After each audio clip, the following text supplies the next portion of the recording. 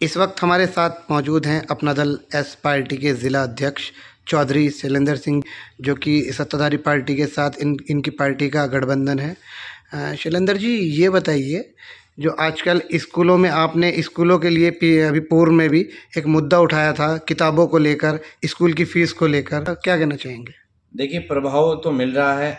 एक तथाकथित मैं नाम तो नहीं लेना चाहता, एक बुक सेलर जो है वो इनवॉइस के नाम पे, पक्का बिल नहीं, इनवॉइस के नाम पे 15% डिस्काउंट दे रहा है, जबकि इलीगल है। जब किताबों पर टैक्स फ्री है, स्टेशनरी पर टैक्स फ्री है, तो आपको चाहिए पक्का बिल दें और आप ईमानदार दें, आपकी ITR मजबूत होगी। लेकिन नहीं, क्योंकि बेईमाना भ्रष्टाचारी इस सिस्टम को बदलने के काम बिल्कुल नहीं। मैं अधिकारियों को सचेत करना चाहता हूँ, जिला विद्यालय निरीक्षक को सचेत करना चाहता हूँ, और GST टीम सबको मैं ये कहना चाहता हूँ कि आप सब लोग मिलकर के समाज को दिशा देने का काम करें।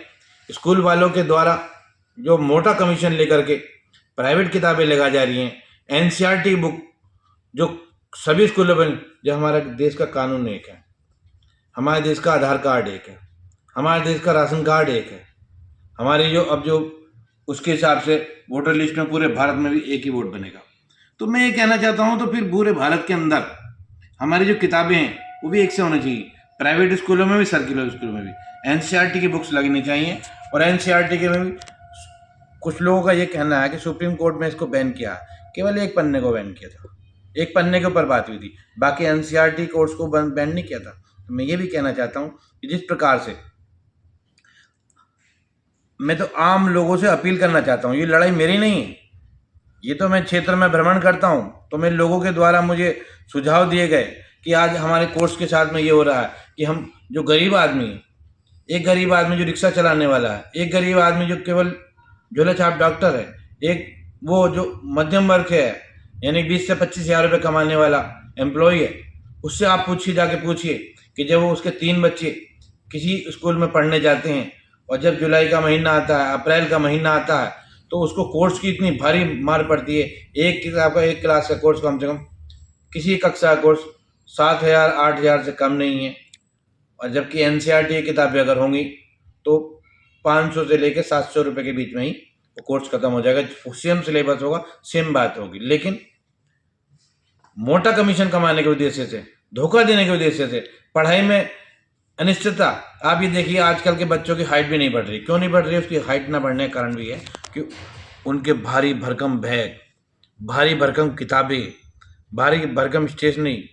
और आप ये देखिए, स्कूल में भी school fees, building fees, tuition fees, nursery में एडमिशन फीस और फर्स्ट में एडमिशन फीस और आपका 6 में एडमिशन फीस।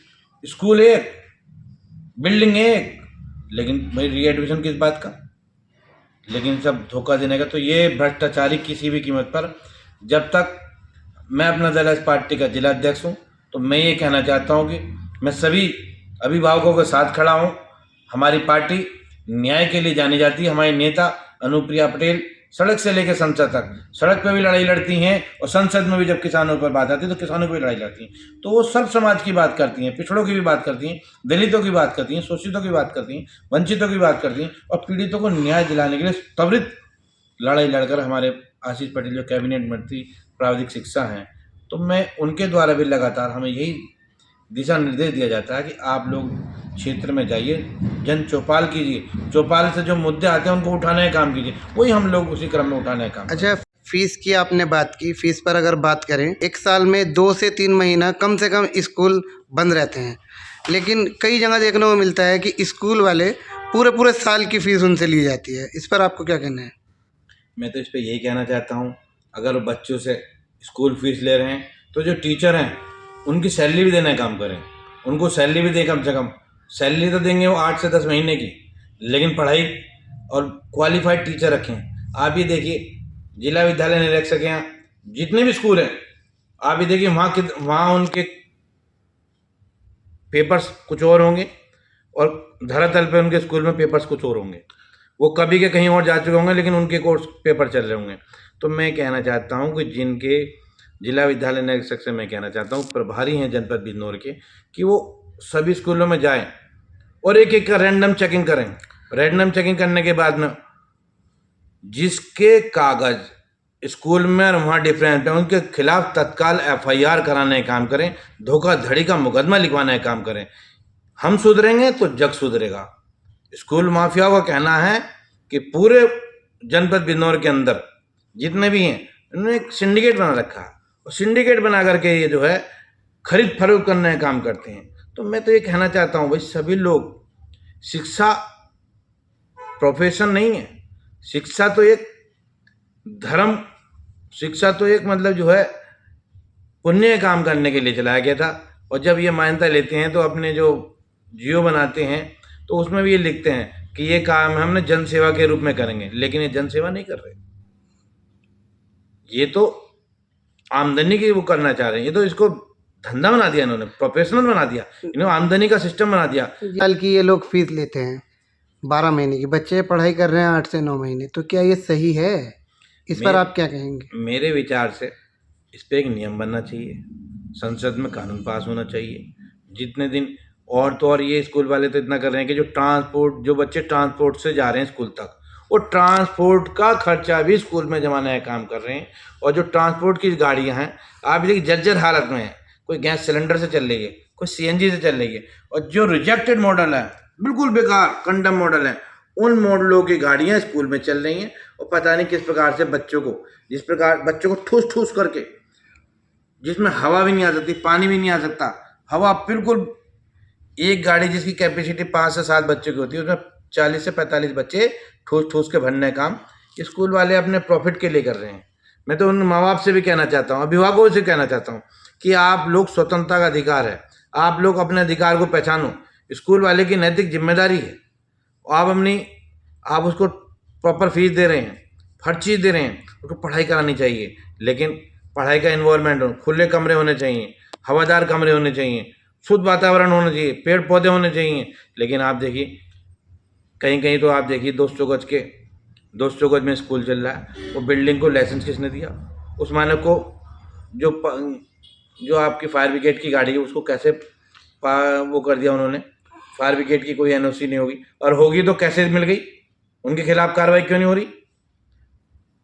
जिन बिल्डिंग के इंजीनियर ने जिसको नक्शा पास करने का वो दिया, तो उन्होंने नक्शा कैसे पास कर दिया? क्या मौके पर नहीं के 500 गज 200 गज जमीन बनाई, उसके चारों तरफ जो है 20-20 मीटर का वो होना चाहिए फायर ब्रिगेड के लिए, जो नया बिल्डिंग कोड आया है, बिल्डिंग कोड की पूरी होनी चाहिए।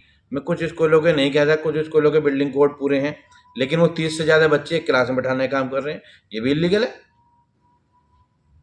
तो लीगल तो बनाना पड़ेगा, लेकिन उसके लिए हमें सबको संघर्ष करना पड़ेगा। अपना दल है तो संघर्ष कर रहा है, संघर्ष करता रहेगा और जनहित के मुद्दों को त्वरित रूप से उठाता रहेगा। मैं तो आपसे भी कहना चाहता हूँ, आपके चैनल के माध्यम से सबको जगाना चाहता हूँ, जाग जाओ, अपने अधिकार को पहचानो। उत्तर प्रदेश में योगी जी की सरकार है, अपना दल इसका उसमें हिस्सा है। उत्तर प्रदेश की दूसरे नंबर की सत्ता में, दूसरे नंबर की सबसे बड़ी पार्टी अपना दल पार्टी उत्तर प्रदेश में है, जिसको राज्य का दर्जा ही प्राप्त है। हमारे कैबिनेट मंत्री भैया आशीष पटेल जी, जिनकी प्राविधिक शिक्षा की कैबिनेट की जिम्मेदारी है, उससे संबंधित हमारे लिए कोई काम हो, हम उन बच्चों के लिए भी तैयार हैं। हमारे भैया लगातार जहाँ के लिए हम कहते हैं फ़ोन करने के लिए, जहाँ सिफारिश के लिए कहते हैं, तुरंत करते भी हैं। कहीं फीस कम होने वाली बात होती है, उन्हें लगता है जायज़ मामला है, गरीब मामला है, उसके कराने का काम करते हैं। लेकिन आप देखिए फ्री बच्चे पढ़ने का स्कीम है सरकार की, उस स्कीम को भी पतीला लगाने के काम कुछ लोग कर रहे हैं। तो उन बाबुओं को मैं हिदायत देना चाहता हूँ जो गड़बड़ी कर रहे हैं, लॉटरी के माध्यम से गड़बड़ी कर रहे हैं और मोटा मोटा धन लेकर के कुछ ना कुछ गड़बड़ियाँ कर रहे हैं, तो उनके खिलाफ भी सोचना पड़ेगा। और आप मीडिया भाई, सबसे भारत के चौथे स्तंभ के रूप में आप लोग काम कर रहे हैं, मैं तो कहना चाहता हूँ आप भी अपने साथियों के संग ऐसे चीज़ों पर पैनी नज़र रखो और प्रत्येक जनपद बिंदुओं के प्रत्येक जनमानस को जो वास्तव में गरीब है उसको न्याय दिलाने के लिए आपके माध्यम से मैं कहता हूँ आप भी उसमें लड़ाई में शामिल हो। ये शिक्षा की लड़ाई मेरी लड़ाई नहीं हो सकती, ये आम जनता की लड़ाई है। और इन जनता की लड़ाई को लड़ने के लिए कोई भी संगठन प्रमुख रूप से ऊपर उठ करके नहीं आया। मैं तो सभी संगठनों से कहना चाहता हूँ भैया आप लोग भी आइए, इस मुद्दे को उठाइए। ये तो आपका मुद्दा है, ये जनता का मुद्दा है और विशेष रूप से उन गरीबों का मुद्दा है जिनके पास फीस देने की मतलब इच्छा तो है, पढ़ाने के बच्चे की इच्छा तो है, लेकिन जेब में पैसे ना होते, और पैसे ना होने की वजह से वो पढ़ा नहीं पा रहे हैं। सरकार भी 1 से लेके 8 क्लास तक फ्री पढ़ाई कराना चाहती है और अच्छे वातावरण में पढ़ाई करना चाहती है। हमारी उत्तर प्रदेश की एनडीए गठबंधन की सरकार लगातार प्रयासरत है कि आओ चलो स्कूल की ओर। जो सरकारी टीचर हैं वो भी लगातार अब नुक्कड़ बैठक चौपाल चर्चा करके अपने स्कूल में प्रवेश कराने के लिए कर रहे हैं। तो इस नीति को सबको सफल बनाने के लिए आपकी जो भारत के चौथे स्तंभ पत्रकार साथी हैं, आपकी ज़रूरत है। आप इस मुद्दे को फैलाइए, जनता को जगाने का काम कीजिए। अब मैं तो इतना ही कहना चाहता हूँ। बहुत बहुत धन्यवाद। जय अपना दल, जय अनुप्रिया पटेल।